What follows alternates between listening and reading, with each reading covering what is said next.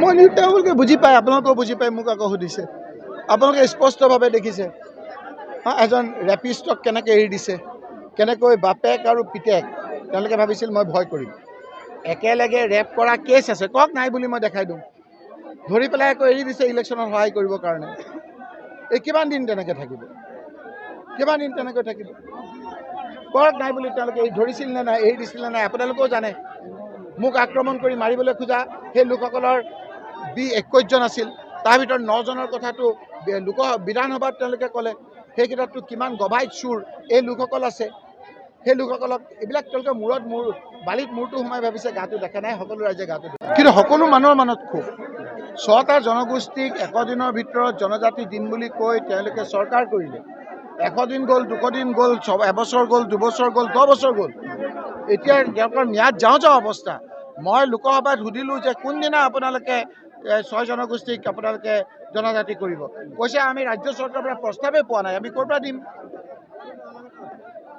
আপোনালোকে কোচ ৰাজবংশী লোকসকলক ঠগালে, চুতীয়া লোকসকলক ঠগালে, বিভিন্ন সম্প্ৰদায়ক ঠগালে, মৰাণ মটকসকলক, টি গাৰ্ডেনৰ মানুহক, আজি আপোনাৰ আহোম সম্প্ৰদায়ৰ লোকসকলক, আজি টি গাৰ্ডেনৰ লোকসকলক 351 টকা দৈনিক হাজিৰা দিম বুলি কৈ 10 বছৰৰ আগত প্ৰতাৰণা কৰি এতিয়া 220, 250 টকা দিছে। প্ৰত্যেকটো মানুহ, প্ৰত্যেকটো জনজাতি আজি ক্ষুব্ধ। তেওঁলোকৰ এজন উপযুক্ত মন্ত্ৰী নাই। বঙালী হিন্দু মানুহখিনিয়ে তেওঁলোকক কিমান ভোট দিলে, হিয়া উজাৰি ভোট দিলে। বঙালী হিন্দু মানুহৰ এজন প্ৰতিনিধি নাই। হিমন্ত বিশ্ব শৰ্মাৰ মন্ত্ৰীসভাত এজন ব্ৰহ্মপুত্ৰ বিৰিত বঙালী হিন্দু মানুহ মন্ত্ৰী নাই। কাৰ ওচৰলৈ যাব বঙালী হিন্দু মানুহখিনি? ইফালেতো ধৰ্মীয় সংখ্যালঘুখিনিকতো তেওঁলোকে বিভিন্ন ধৰণৰ প্ৰতাৰণা কৰিলে। এই মানুহখিনি ৱাকাফৰ যোগেদি যিটো অন্যায় কৰিলে, সেই অন্যায়টো ৰাইজে ৰখি আছে কোনদিনা আমি তাৰ প্ৰত্যুত্তৰ দিওঁ। ৱাকাফ সম্পত্তিটো কি? মানুহে ৱাকাফ মানে হিন্দু মুছলমান কৰি আছে। ইয়াত কোনো হিন্দু মুছলমানৰ কথা নাই।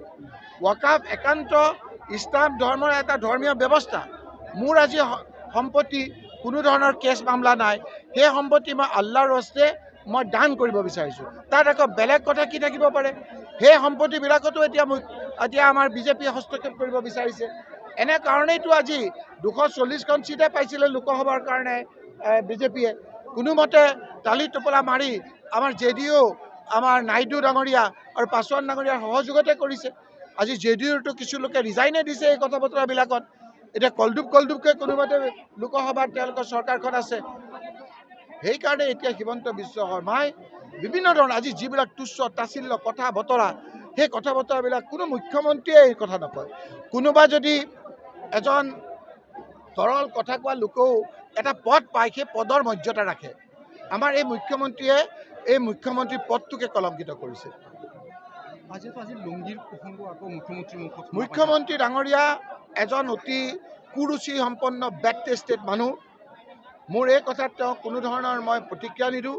কিন্তু মোৰ মনত পৰিছে যে আমাৰ পূৰ্বপুৰুষসকলে কিছু প্ৰবাদ দি গৈছিল, বোধহয় এইসকল মানুহৰ এনেধৰণৰ কথা বতৰাৰ কাৰণেই দি গৈছিল বুলি মই ভাবোঁ।